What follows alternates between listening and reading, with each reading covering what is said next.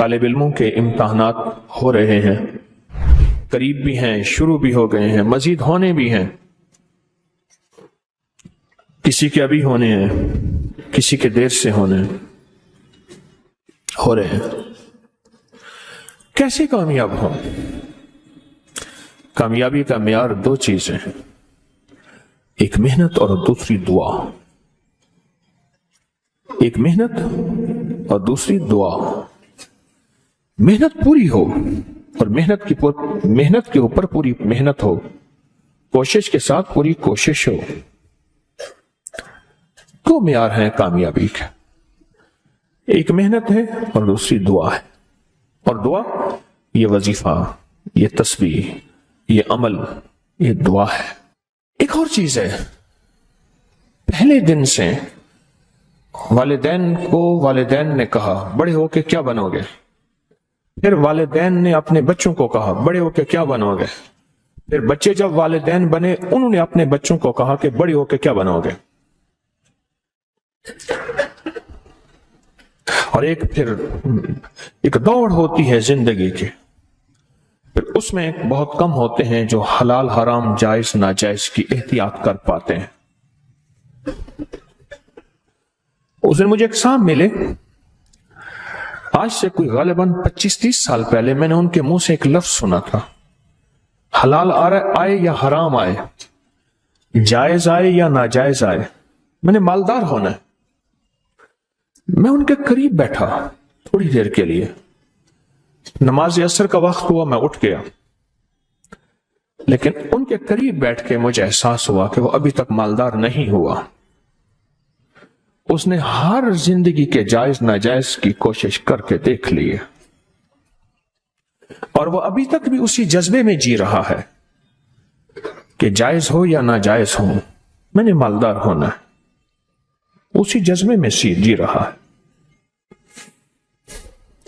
اپنی نسلوں کے ساتھ دو چیزیں لگانی ہیں، ایک محنت اور دعا، اور پہلے دن سے اپنی نسلوں کو دعاؤں پہ لگانا ہے، مانگنے پہ لگانا ہے، اللہ سے لینے پہ لگانا ہے۔ پیران پیر شیخ عبد القادر جیلانی رحمت اللہ علیہ کی اماں نے پہلے دن یہ سبق دیا تھا۔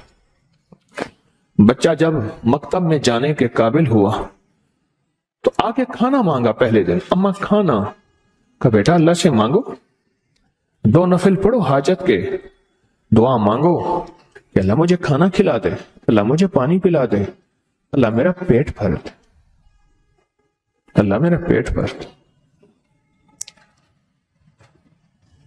اور یہ صحابہ کا سبق ہے، یہ اہل البیت کا سبق ہے، بڑی بڑی ہستیاں اہل البیت کی، ان کی زندگی میں یہ سبق ہے کہ آل رسول نے اپنی نسلوں کو اللہ کے خزانوں سے پلنے کا سبق دیا، اپنی نسلوں کو اللہ کے خزانوں سے پلنے کا سبق دیا اہل البیت نے۔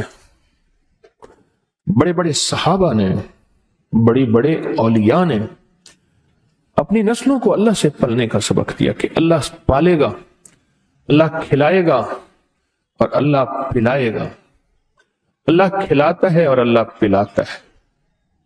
بڑی بڑی ہستیوں نے یہ زندگی کا سبق دیا۔ اب بچہ آتا تھا، اماں طاق میں کھانا رکھ دیتی تھی، آ کے اللہ سے مانگتا تھا، نفل پڑھتا، دعا مانگتا، اماں کہتی اللہ نے کھلایا ہے، اور کھلاتا بھی اماں بھی تو جھوٹی نہیں تھی، اماں بھی تو سچی تھی کہ اللہ ہی کھلاتا ہے۔ ایک دفعہ اماں کہیں گئی، کھانا رکھنا بھول گئی، اور بچے کے مکتب سے واپس کا وقت آیا، اماں ایک دم پریشان کہ آج میرے بیٹے کا یقین ٹوٹ جائے گا، آج میرے بیٹے کا یقین ٹوٹ جائے گا۔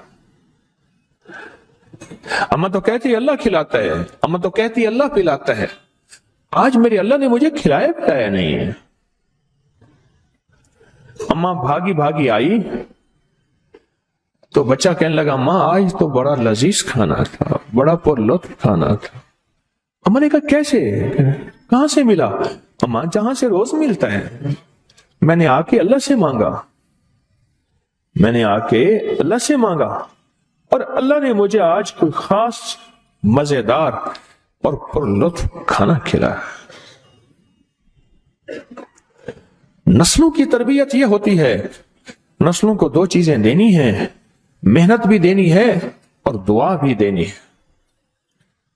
یاد رکھنا، اگر محنت دی اور دعا نہ دی، اللہ اس کے حبیب کا قرب نہ دیا، محمد آل محمد اصحاب محمد کا قرب نہ دیا، تو اس کا نقصان کیا ہوگا؟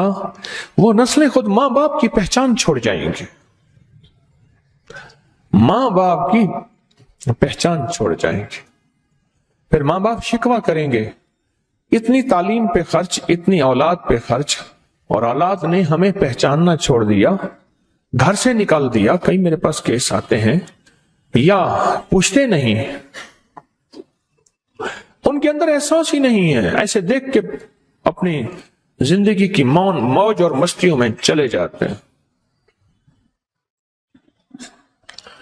اگر دعا کی محنت کا یقین ہوگا کہ دعا سے بھی کام بنتا ہے، اور جو جیل میں چلا جاتا ہے، اب ایک لفظ کہنے لگا ہوں، ذرا غور سے سنیے گا، جو جیل میں چلا جاتا ہے اور ساری سفارشیں اور سارے وکیل اور سارا نظام بے بس ہو جاتا ہے، تو پھر وہ کہتا ہے دعا سے بھی کام بنے گا۔ وہ یہ لفظ نہیں کہتا، وہ کہتا ہے دعا سے ہی کام بنے گا، اور دعا ہی سے کام بنے گا۔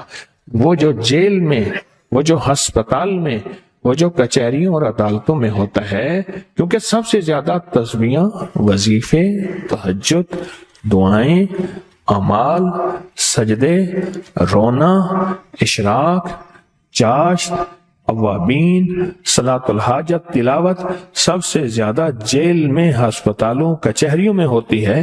وہ کہتا ہے دعا ہی سے کام ہوتا ہے۔